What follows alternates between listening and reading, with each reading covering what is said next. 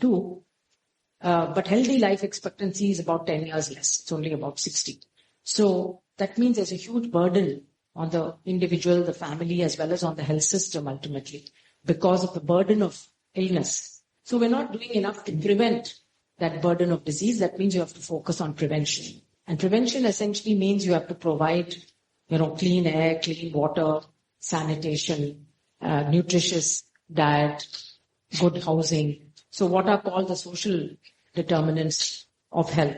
So I think an analysis will show that investing more in prevention, and if you look at our health expenditure, not only is it well below what was committed in the National Health Policy 2017, it was committed that India would reach 2.5% of GDP expenditure on health.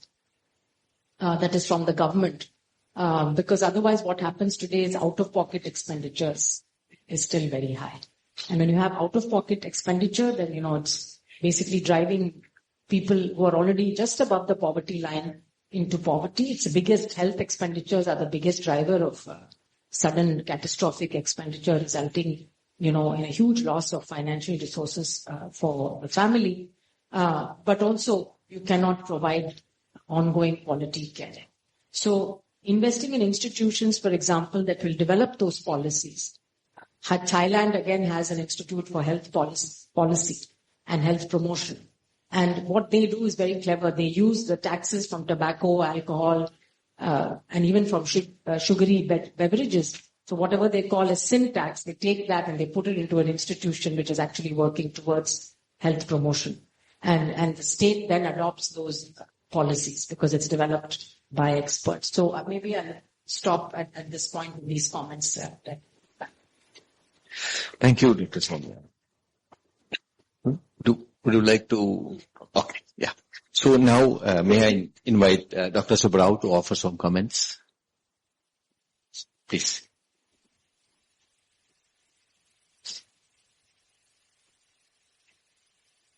It's wonderful to be here at this book event, A Sixth of Humanity. Alexander the Great, after he conquered the known world, he worried that there were no more lands to conquer.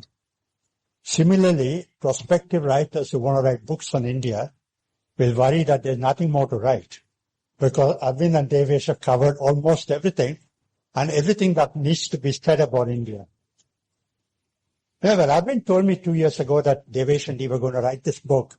I wondered how they were going to capture the complexity and diversity of the India story over the last 75 years into a comprehensive narrative and explain that. In the event that they've done an amazing job in helping us understand India over the last 75 years, provide answers to questions that we normally ask, even provoke questions that we didn't think we could ask. And great job. The Financial Times has chosen this book as one of the best books of 2025. So congratulations to Arvind and Devesh. What I want to do over the next 15 minutes given to me is say three reasons why you must read this book. Then I'll comment about 3 issues and I'll ask 3 questions. Actually, I've made notes for 45 minutes. I don't know how far I will go, but let's see how far I go. The first reason, there are many reasons you must read this book, but the first reason is that this book explains not just how things happened, but why they happened the way they did. There are hundreds of books in India. They're all written from a specialist viewpoint, either history or economics or political science or whatever.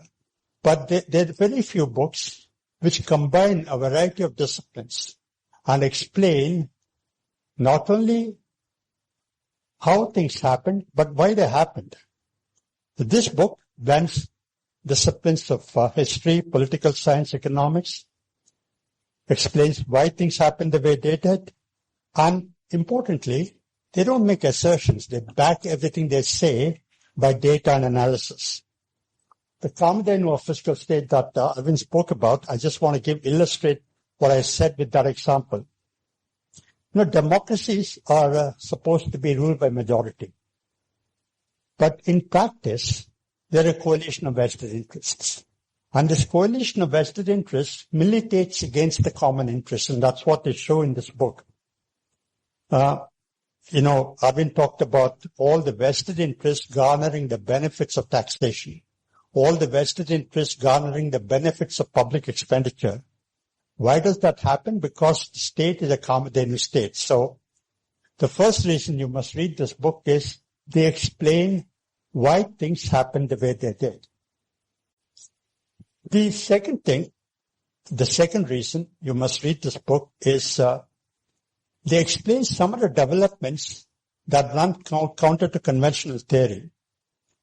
Again, take for example divergence across states that both Arvind and Devesh spoke about. In theory and in practice, there should be no divergence across states in a large country. Where in a large country, interregional disparity should decline over time. We've seen this happen in many large countries.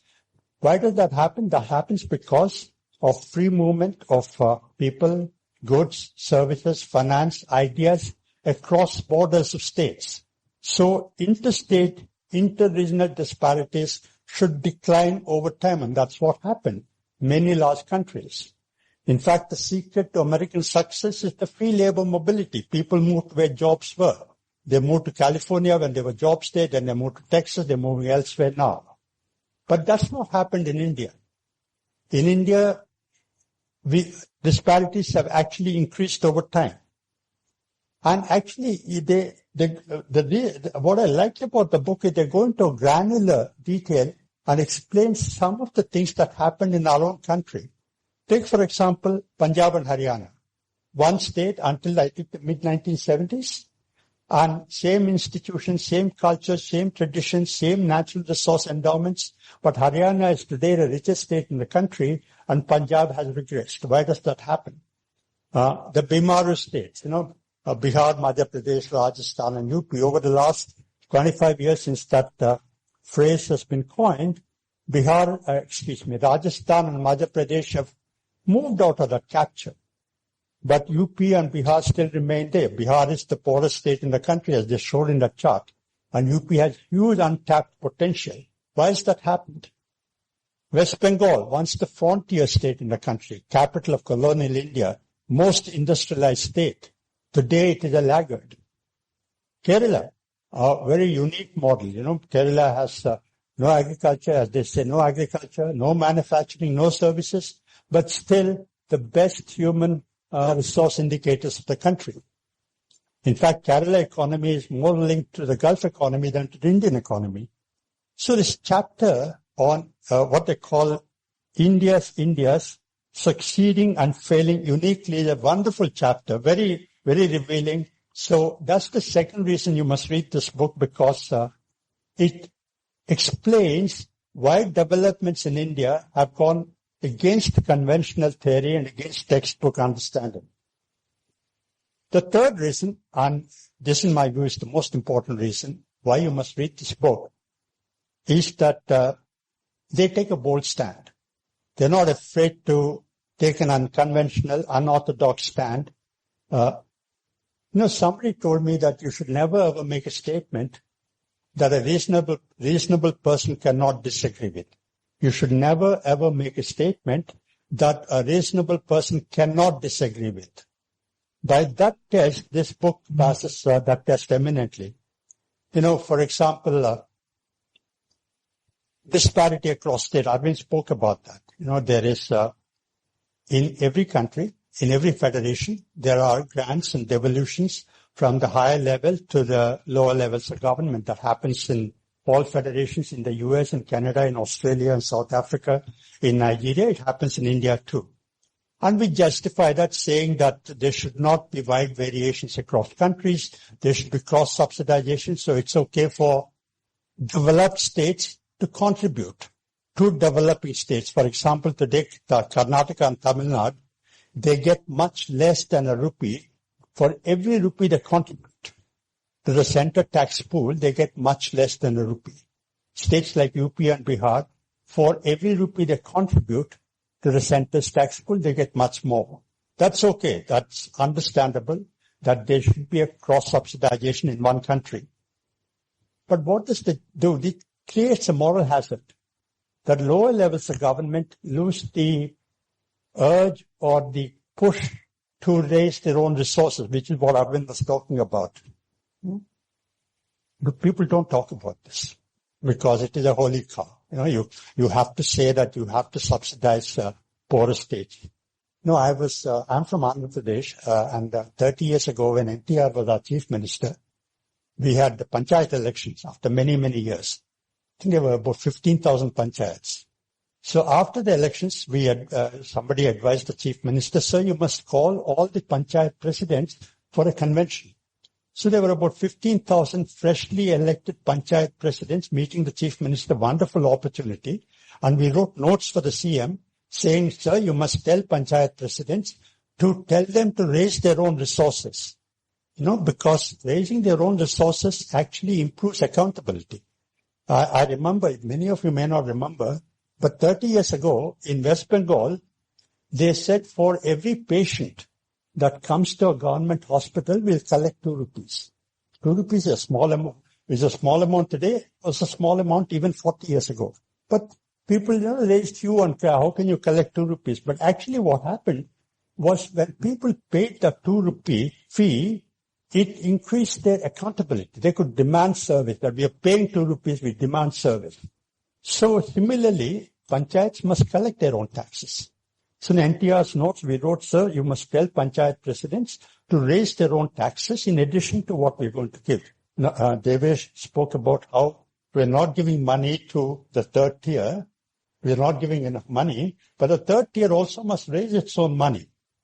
You know what the panchayat president said? You think we got elected to raise money?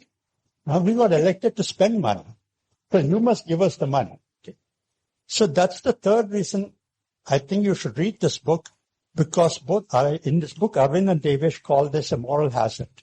As much as you must cross-subsidize, but the limits to this and what happens because of this devolutions from the top is that there is no pressure on lower levels of government to raise their own taxation. Most people, fiscal experts, say that taxation powers have been taken away from lower levels of government. That is not true. There are still enough avenues for lower levels of government to raise taxes. They don't want to do it because they want the pleasure of spending without the pain of taxation. And this is an unconventional, bold statement they make in the book. So these are the 3 reasons why, 3 of the many, many reasons why you must read this book. Now, very quickly, I want to touch on 3 issues. The first is fiscal consolidation and macroeconomic stability. They ask the question, why have markets not punished India like they punished Pakistan or Argentina or Brazil or Turkey? As Arvind explained, it is not true that they're not punished India. We've been punished. In 1991 balance of payments crisis, we were punished. In 2013 taper tantrums crisis, when I was the governor, we were nearly punished. And the reason we did not get into a big crisis is that we did not commit as much of a sin as Pakistan or Argentina did. But one thing I want to say on this occasion is that, fiscal consolidation has improved since I was finance secretary, has improved since Arvind was chief economic advisor, but we cannot declare victory. We still have a lot of way to go in order to declare victory on fiscal consolidation. The central government has done reasonably well over the last 5-6 years on fiscal credibility. Debt to GDP ratio has come down, but it is still 60%. The FRBM committee said it must be 40%. As Arvind said, interest payments of the central government and state governments, they're the largest single item of expenditure in every budget. They're the fastest growing item of expenditure in every budget. So to believe that we've beaten fiscal consolidation, we've reached there is not correct. A lot of people say that, our debt to GDP ratio is low. Look at Japan, look at the US, look at the UK, look at Europe. Their debt to GDP ratios, Japan is 250%, most European countries, America, they're all above 100%. Our debt to GDP is only about 60% now, or whatever. Perhaps 88. India is about 65, no, 70, it's close to 75. It's close to 75 center and state. So it's, 80, actually 80, I think, is much higher. Our debt to GDP ratio is, quite low compared to rich countries. But actually, that is not a safety indicator, because we can get into a debt trap at a much lower debt to GDP ratio. I urge all of you to actually read Arvind's dissent note to the FRBM committee, where he explained why we must continue to worry about our debt to GDP ratio. On this issue, it's also important to look at the states. Most people I meet, they say, lots of people come to India, there's investment banks. We went to India and studied the situation. Where did you go? We went to Delhi, went to Mumbai. I tell them that Delhi and Mumbai are not India. India is a large country, there's states. And if you look at, even for this, even fiscal deficit, people look at the central fiscal deficit, central fiscal consolidation. But what matters collectively for our macroeconomic stability is the combined fiscal stance of the center and states. There's actually a 60-40 picture which they show in the book, which is that if you take the total expenditure, first let's talk about taxation. If you take the total taxation of the center and states, the central government collects about 60% of the combined tax and states collect 40%. 60% central government, 40% states. If you take the combined expenditure, the center gets to spend 40%, states get to spend 60%. So what's happening is states collect 40% of taxation, get to spend 60%. Center collects 60% of the tax, gets to spend 40%. So the state's collective fiscal stance is actually as important, if not more important, than that of the center. The last thing people say about fiscal consolidation is, we borrow only in rupees. We don't borrow in foreign currency, we are safe. That is not a safety indicator. It is true that the government borrows only a small amount in foreign currency. But as an economy, we borrow in foreign currency. We have a current account deficit, which means that a lot of foreign money is coming in. We need foreign capital. So to believe that the government borrows in rupees, therefore we are safe, is also incorrect. President Hoover, I think he said, blessed are our children because they shall inherit our debt. That's the case in India now. We're passing on the burden of debt to future generations. I'll take 7 minutes more. Okay. The second issue I want to talk about is freebies. They talk about this in the Kamdenu state. There's competitive populism. Over the last 2 years, we've seen this in Andhra Pradesh, Telangana, Maharashtra, Delhi, Karnataka, most recently in Bihar, political parties competing with each other about freebies. We saw in Bihar most blatantly. They stretched credulity when the Mahagathbandhan said that they will give a job to every household. They'll give 30,000 rupees to every woman in the state. People stop believing it. And they neutralize each other. If every party offers it, the political impact is minimized. The point is, I admit that in a poor society where millions struggle for daily existence, some freebies are necessary. You must provide some safety nets. But spending that we do at the state level and at the central level on freebies, I think is crossing limits, especially because this is not out of revenue surplus. This is borrowed money that is being given away. Again, as I said, it is a debt that we are passing on to our children. Instead of a surplus, we're passing on a burden of debt to the children. Ideally, a loan should repay itself. If you take a house loan or a loan to educate your daughter, the benefit of the loan repays itself. Your daughter gets educated, she earns, she can repay the debt. But if you borrow money only to give away freebies, that's unsustainable. Actually, it's soft bribing. And every political leader who says that I will give freebie, he actually say, I'm sorry, I cannot give you the dignity of a decent life, regular livelihood, and regular income. So I'm giving you this. Please make do with it. The last thing, why do people vote for freebies? Like I said, they're neutralizing each other. But if you dig deep, why are people getting enticed by this? It's very rational to do that. When they lost confidence in politicians, when credibility of politicians is very low, it is rational for people to vote for freebies because it is something that I get today. I'm not going to get anything tomorrow. I might as well take what I'm getting today. The third issue I want to talk about is this divergence between rich states and poor states. I would have said north-south, but I just got corrected by Arvind, which is that it is west and south versus in the heartland. They actually divide them into 6 categories. We actually, do it in terms of north and south.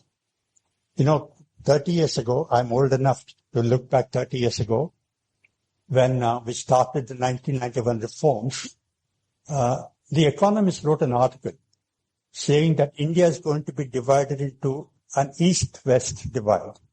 The eastern part of the country, which flourished on the back of public investment, is now going to go down because India is opening up to markets.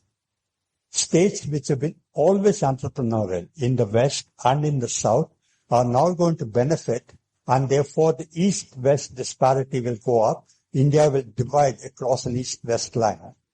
That did not actually happen. What we are seeing today is actually west and south versus the rest of the country. And again, as I said, some cross-subsidization is necessary, can be supported. But the question is, are we reaching the limits of this? I was struck that last year, the Chief Minister of Andhra Pradesh urged his people to have more children. We told Andhras that you must have more children. Here in Tamil Nadu, the Chief Minister Stalin urged Tamil people to have more children. I didn't think I would ever see that day because when I joined the service 50 years ago, everything, no matter what job you had, everything that we did was family planning, whatever you did. Okay? Even if you're a controller of weights and measures, you were in some sense doing family planning. Our thing was that you must encourage, this is a national campaign, you must work on family planning. I didn't think I would ever see a day when a chief minister will tell his people have more children. And why they're doing that, the subtle message is actually not have more children. What their actually message is that we're losing out. We're losing out. Our populations are growing much slowly. Population growth rates have come down. We're losing out vis-a-vis states where population growth rates are still high. Therefore, we must have our own children. And what's worrying and will become a big issue next year after the census, they'll talk about it in the book, is that there is going to be delimitation of parliament constituencies, whereby southern states, western states might lose disproportionately in terms of parliament seats.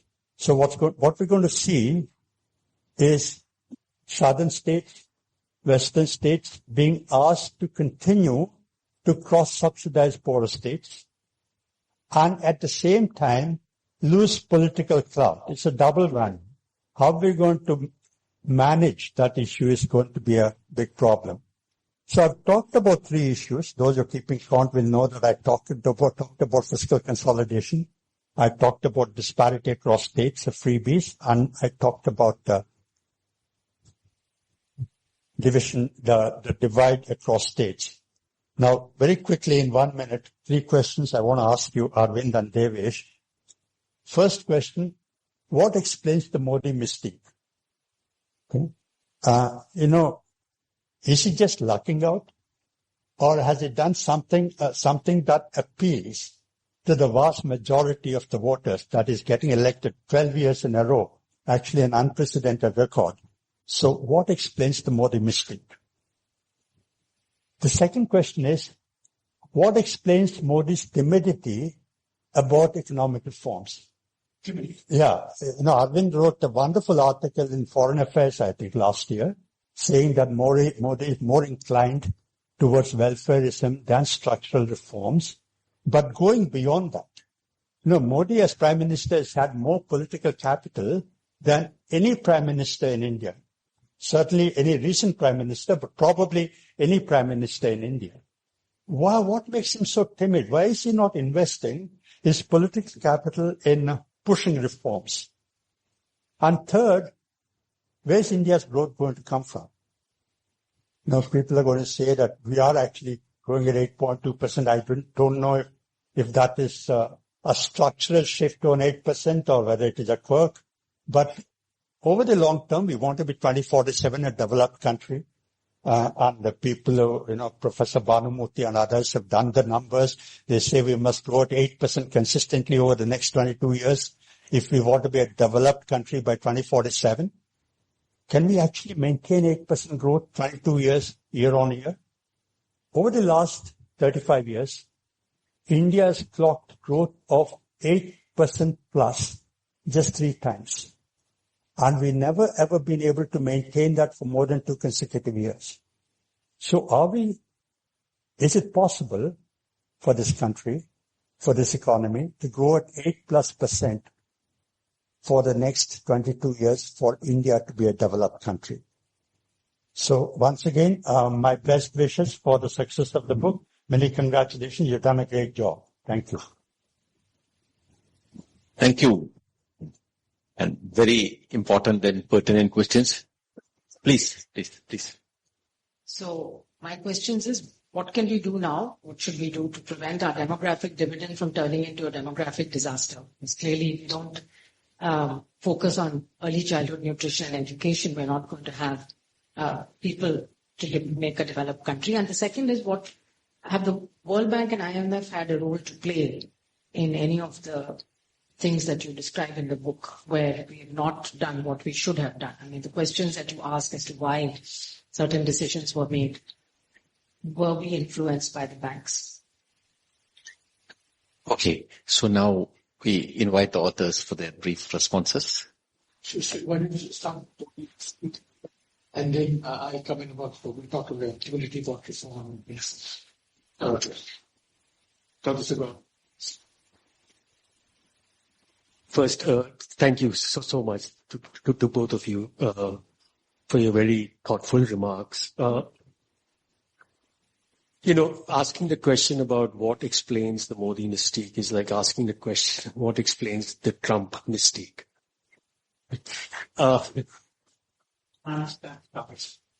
Modi, we cannot answer.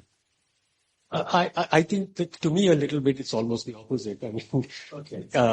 But I think mystique, charisma, these are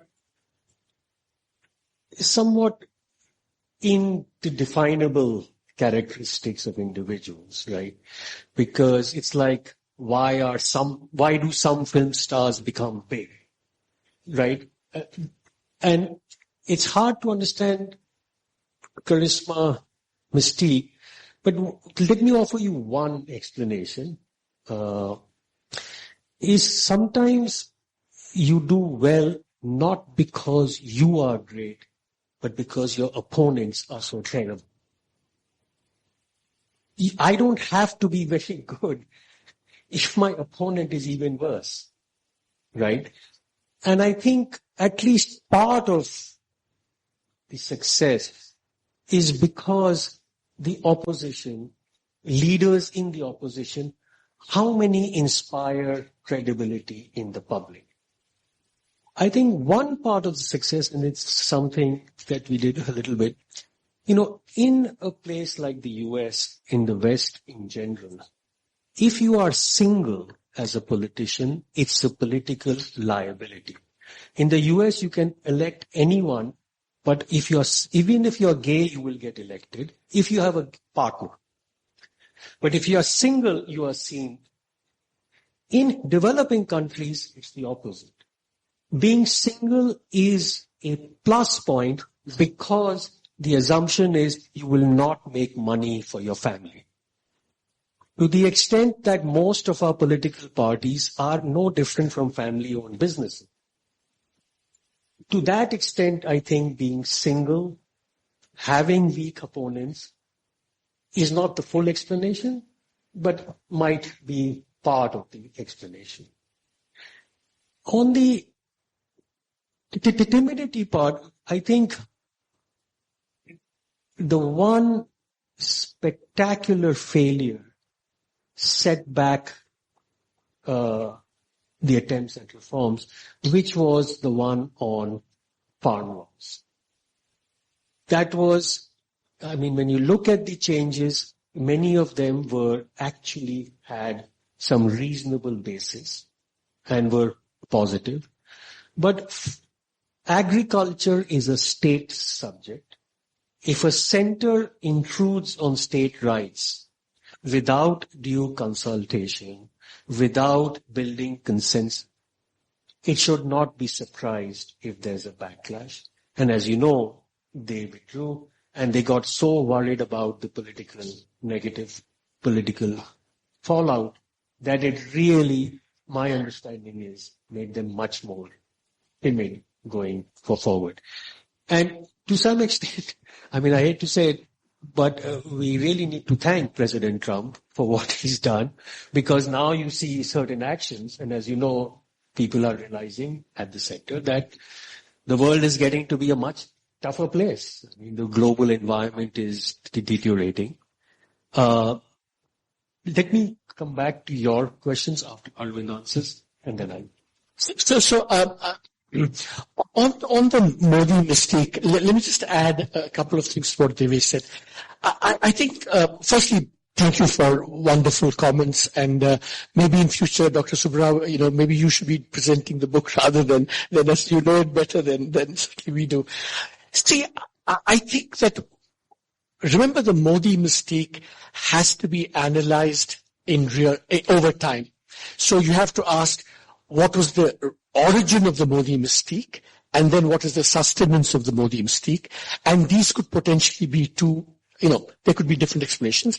And on the origin of the Modi mystique, I think that's kind of less surprising because, at that point, there was a sense that things were out of control, corruption, the whole thing. So I like to say that kind of there's a straight line from Pranab Mukherjee to the rise of Modi, because he mishandled the economy so much, and that period generally, and that. I think, to be fair, on the sustenance of the Modi mystique, I don't just think it's negative. You've also worked, I've worked closely with him. For all his faults, right, the sense that, at least in the first term of his administration, the sense that here was a man actually committed to doing stuff, following up, kind of engaged in this business of how much was optics, how much was, actual reality. I can say there was a fair amount of substance to that as well. I, for example, as you know, I'm not I'm not a buck by any means, as you know.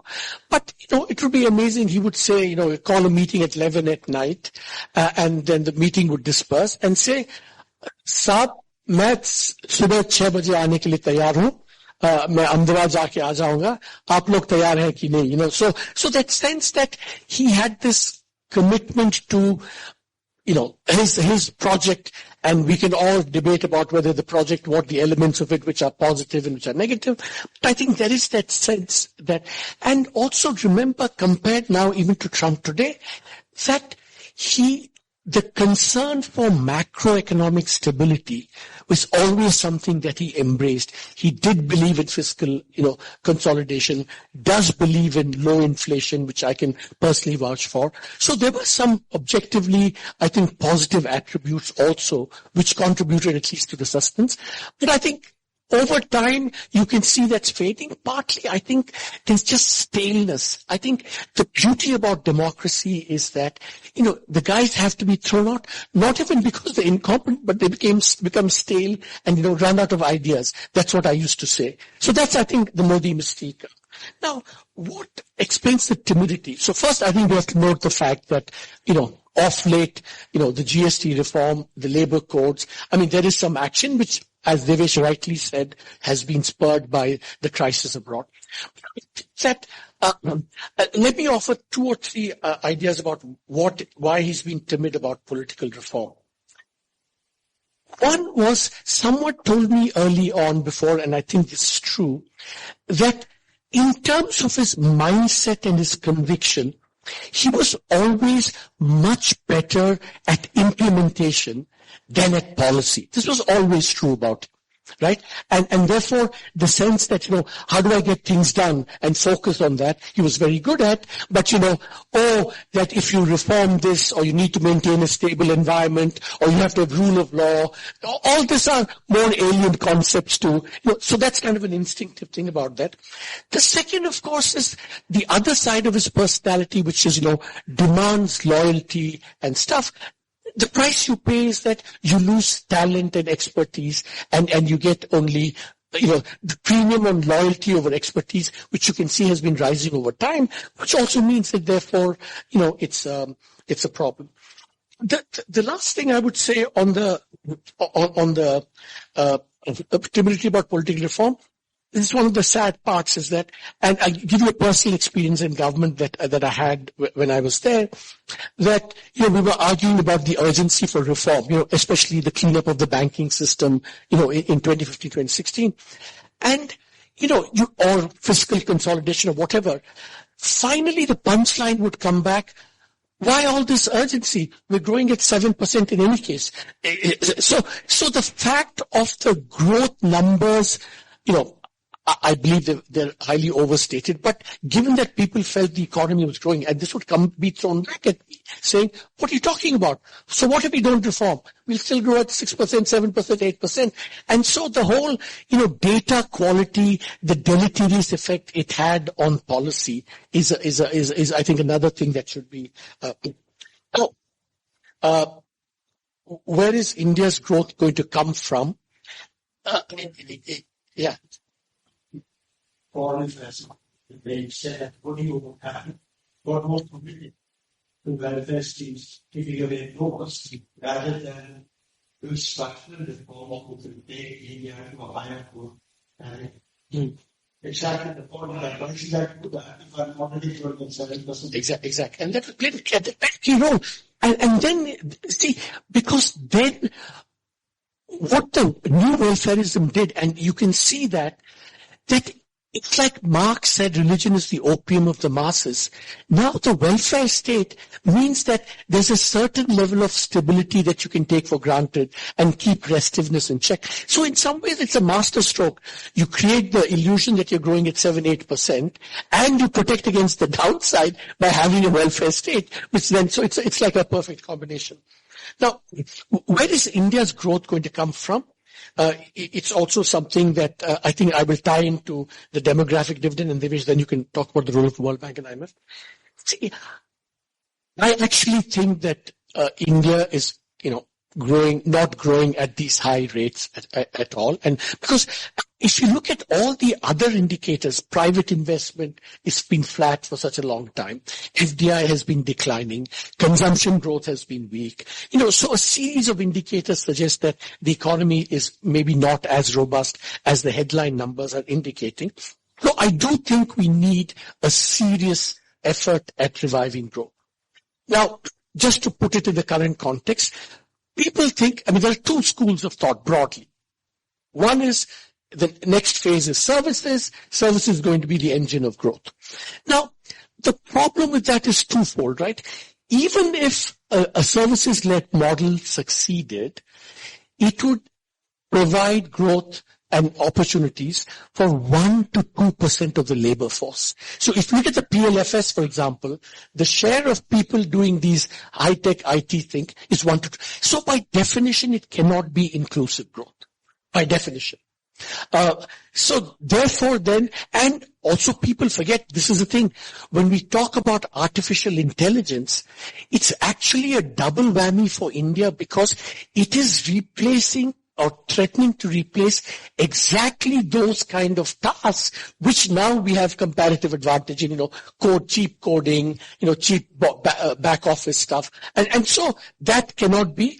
I remain firmly of the view that, and I tell you what the problem with this is that, we have to take one last stab at reviving manufacturing in India.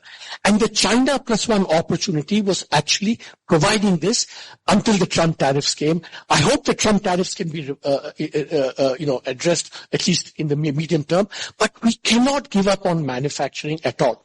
Just to illustrate that with numbers, China's share of low-skill global exports is about 45 to 50%. India's share is about 3 to 4%. India will never go to 20% global export market share. Will never do this. But there is no reason why, given what's happening recently, Foxconn coming in, Vietnamese investors coming in, Tata is doing so well, India's own manufacturing doing so well, that we can't raise that from, say, 3% to 10, 12%. That would itself provide a boost to inclusive growth, even if today and going forward, a unit of manufacturing growth will not give you the same employment as in the past because of robots and things like that. Because robots are now, what AI is doing to services, robots is also doing to manufacturing. So that we can't escape. But it still offers us, the hope of, some hope of salvaging the inclusive growth. Because unless we have inclusive growth, it can't be sustained growth. And it kind of speaks to Soumya's question that the demographic dividend, we have to do all the human capital that Soumya quite rightly emphasized. But unless we provide jobs for these people coming out of where the demographic dividend is especially high, like, the Hindi heartland, unless we provide reasonably well-paying formal sector jobs and create these employment opportunities, we will remain an economy which basically over 40 years has gone from informality to informality. It's just that the sector and the location of the informality has changed from manufacturing and rural to services and urban, but we haven't quite provided mass, well-paying manufacturing jobs. So just to add, with a slight difference with Arvind here, that I don't think so we should see services and manufacturing as either or. If you're 1/6 of humanity, you need every engine. And it can't be either or. And even in services, IT is just one part. Construction, tourism, for instance. You talked about Thailand. Thailand gets way more international tourists than India. Why is that the case? And tourism is a very labor-intensive sector. So I think we need to really think about that growth needs to come from a range of options rather than A or B. I think we have to think like that. The point you raised about the demographic dividend becoming a demographic disaster. One of the puzzles we have in the book, which we ask is, India has not been blessed with, say, great natural resources other than coal. No oil, there's no gas, there are no rare earths. But the one thing the country has in excess, clearly, is people. That's why you're 1/6 of humanity. And yet it is the one thing we have so severely underinvested since independence. There is absolutely no doubt that we have so severely, so even now, for instance, I also work on higher education, you'll always see minister talking about, look, how much our gross enrollment ratio has increased. Actually, India severely overinvests in higher education, India's gross enrollment ratio relative to its per capita income is a complete outlier. Most countries that we know, whether China, Korea, Taiwan, or Germany, etc., achieve those gross enrollment ratios at per capita incomes that were 3, 5, 10 times higher. So, of course, the result is that we have so focused on quantity that we've totally forgotten anything about quality. So most higher education simply doesn't have the signaling value. The vast majority of the students, we are doing them a severe disservice because they're getting credentials, which raises expectations, but virtually no skills like for labor markets. And they will be unwilling to work in blue-collar jobs because they have a degree, but they simply do not have the skills, especially the way the technology is sort of moving. You know, you asked the question, did the IMF and the World Bank play any role? One area that the bank clearly played a role was in the push on primary education. So during the 80s, and you might remember, India's share in IDA began to come down because China had joined. And, you know, India tried to protect its share, etc. And gradually the bank began to say, your IDA share lending will not continue if you don't agree to take for primary education. Then what happened was that the World Conference on Education was held, I think, in Bangkok. It might have been Chiang Mai in the early 90s. And what the report that came out prior to the conference showed that India had by far the largest number of illiterates in the world. And the fact is, unless we are shamed in the global context, that forced the bureaucracy and the political leadership to really think much more about primary education. So you see, that was one sort of impetus that comes. It's very clear that primary education was one sector. The health has been much more, you know, because it's much more in the hands of the states, and there the role has been much, much weaker. Can I just, on the role of the World Bank and the IMF, it's actually interesting, and we write about this in the book, that the direct role spoken about, the direct role of the IMF in the 91 crisis was also thing. But the indirect way it's been very influential is, Dr. Subbarao is an example of that, but there are many, many like that. You know, if you look at the team of reformers in 1991, leading up to 1991, so many of them spent their time in the Bretton Woods institutions. And I would argue that the amazing thing about that team, that there was a critical mass of people in the bureaucracy who had spent a lot of time, you know, Monte Ahluwalia, Shankaracharya, Rakesh Mohan, Dr. Subbarao, Arvind Virmani, all of these. So in that sense, the exposure via their locating in the World Bank and the IMF, I mean, obviously all these reforms were homegrown, but one shouldn't neglect the broader indirect impact of many of those ideas and people that they made to the Indian reforms of 1991. I just want to end with one last thing. I think Dr. Subbarao made a really very, very deep and nice point asking, why are people enticed by freebies, right? You ask, and your answers, I think, very compelling. People say, look, we can't trust the government to give us health education. Yeah, whatever bird in hand. But Dr. Subbarao, I would just complete that by saying that that is also true from the side of the government and thing. They also, I think, have given up or think that, you know, some of these things are too challenging, like health and education. So it's also, in a sense, an abdication by them that, or an acceptance that, so it's kind of a mutual equilibrium between those who know that the government can't provide, let's take the bird in hand, and the government in turn kind of fatalistically accepting that, it won't be able to deliver, so it can smile. So it's kind of a happy equilibrium between citizens and government, as it were. It's happy. Happy for the two parties, but for the country, I think it's not happy. Yeah. Can I just make one comment on education? Yeah. I don't know much about health, but education, you make comments and Sonia, you also spoke on more government spend. The challenge of private education is because enrollment, retention, and achievement levels. Now, when I was working in the 34 years ago, our biggest challenge was getting sending children to school. If I went to a village in a jeep at 11 o'clock in the morning, the children must be in school. There'd be hundreds of children following the jeep because they're not going to school. And we asked the parents, why are you not going to school? Why are you not sending your child? They just give us the answers.